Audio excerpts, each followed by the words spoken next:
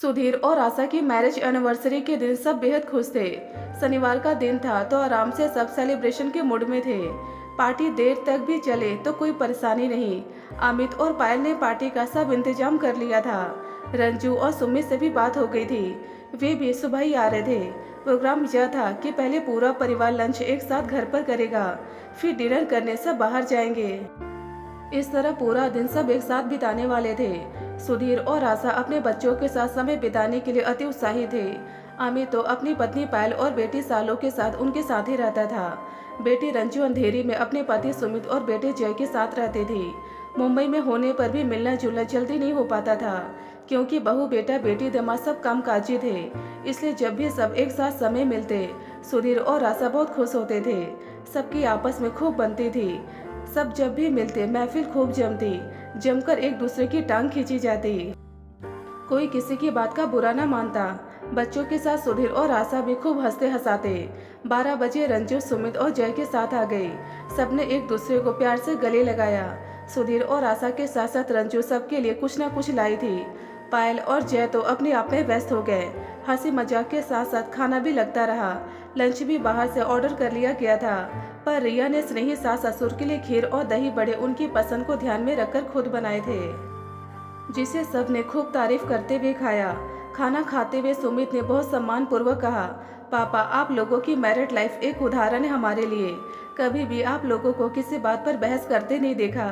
इतनी अच्छी बॉन्डिंग है आप दोनों की। मेरी मम्मी पापा तो खूब लड़ते थे। आप लोगों से बहुत कुछ सीखना चाहिए। फिर जानबूझकर रंजू को छेड़ते हुए कहा, इसे भी कुछ सिखा दिया होता, कितना लड़ती है मुझसे। कई बार तो शुरू शुरू में लगता था कि इससे निभेगी भी या नहीं।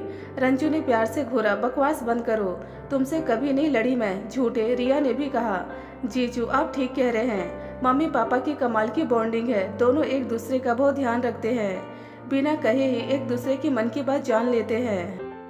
यहाँ तो अमित को मेरी कोई बात ही याद नहीं रहती। काश अमित भी पापा की तरह केयरिंग होता। अमित से भी रहा नहीं गया, झूठ मूठ गले में कुछ फंसने की एक्टिंग करता हुआ बोला, मेरी प्यारी बहन रंजू, यह हम दोनों भाई बहन क्या सुन रहे हैं। क्यों ना आज मम्मी पापा की बहू और दामाद को इस बॉन्डिंग की सच्चाई बता दे। हम कब तक ताने सुनते रहेंगे। कहता हुआ अमित रंजू को देखकर शरारत से हंस दिया। सुधीर ने चौंकते हुए कहा, अरे कैसी सच्चाई, क्या तुम बच्चों से अपने पेरेंट्स की तारीफ सहन नहीं हो रही।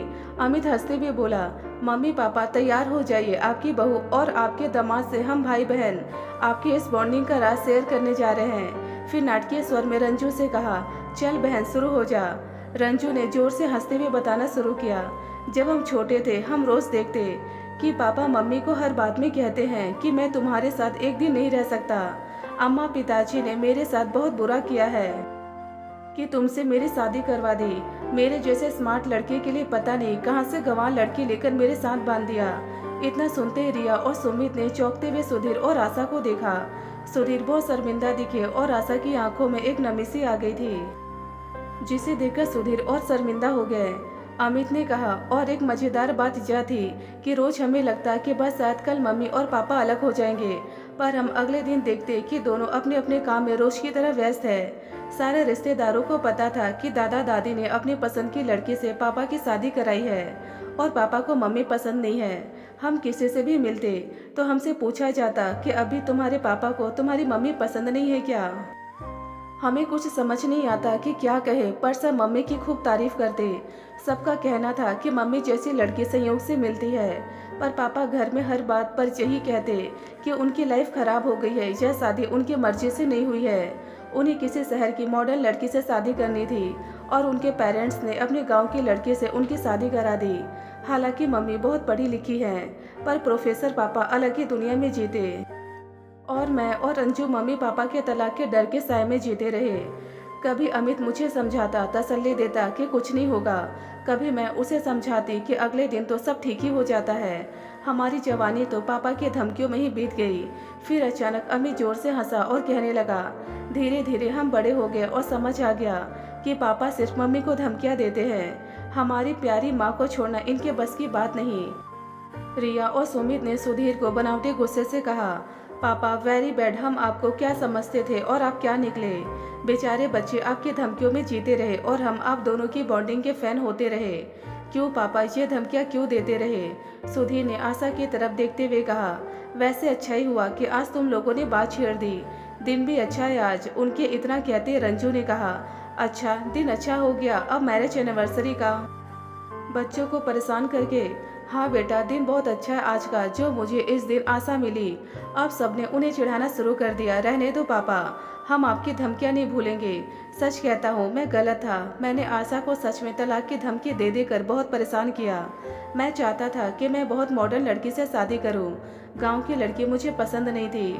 हमेशा शहर में रहने के कारण मुझे शहरी लड़कियाँ ही भाती। जब अम्मा पिताजी ने आशा की बात की तो मैंने साफ मना कर दिया। पर आशा के पेरेंट्स की मृत्यु हो चुकी थी और भाई ने हमेशा आशा की जिम्मेदारी संभाली थी। अम्मा को आशा से बहुत लगाव था। मैंने तो यहाँ तक कह दिया था कि मंडप से ही भाग जाऊंगा, पर पिताजी के आगे एक न चली और सारा गुस्सा आशा पर ही उतरता रहा। मेरे 7 भाई बहनों के परिवार को आशा ने ऐसे अपनाया कि सब मुझे भूलने लगे, पर हर मुंह पर आशा का नाम। आशा के गुण देखकर सब इसकी तारीफ करते न थकते, पर मेरा गुस्सा कम होने का नाम ही नहीं लेता। पर धीरे धीरे मेरे दिल में इसने ऐसी जगह बना ली कि क्या कहूँ, मैं ही इसका सबसे बड़ा दीवाना बन गया। जब अमित पैदा हुआ तो सबको लगा कि अब सब ठीक हो जाएगा, पर मैं नहीं सुधरा। आशा से कहता कि बस यह थोड़ा बड़ा हो जाए तो मैं तुम्हें तलाक दे दूंगा।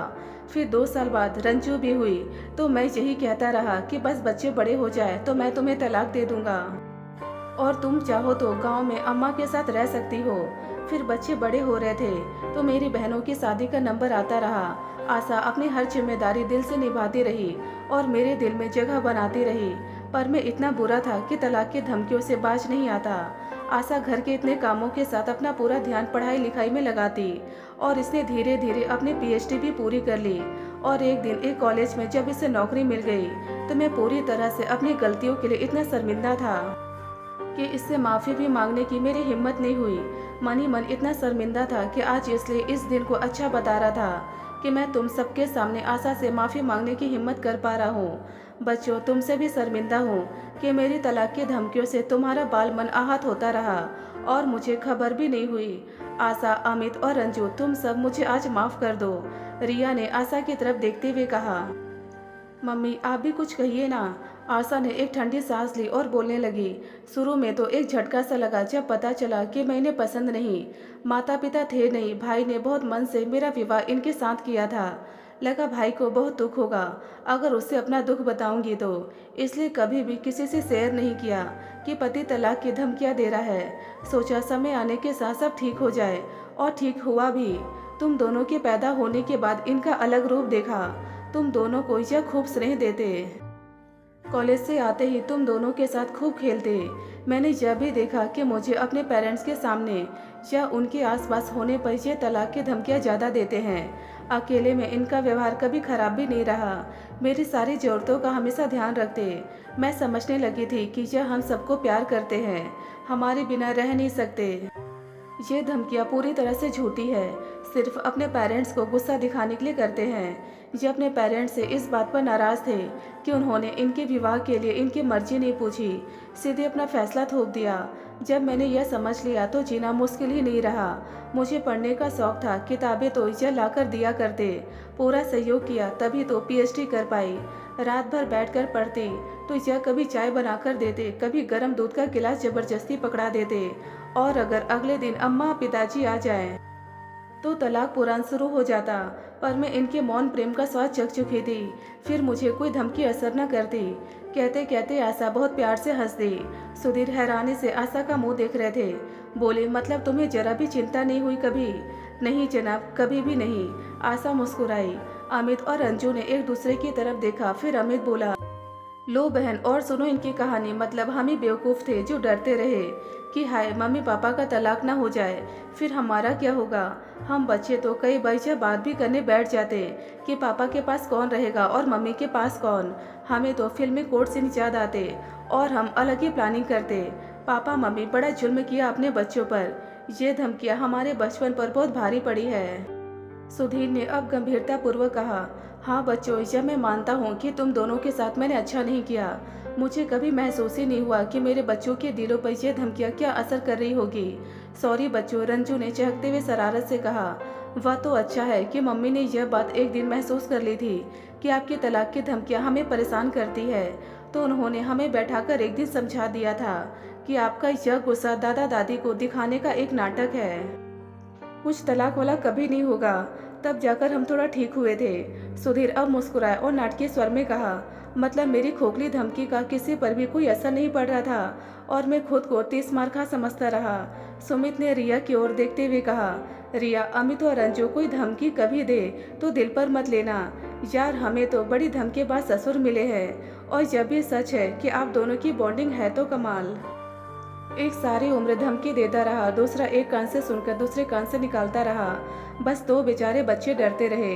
हंसी के ठहाकों से घर के दीवार चहक उठे थे और सुधीर आशा को मुग्ध नजरों से निहारते जा रहे थे।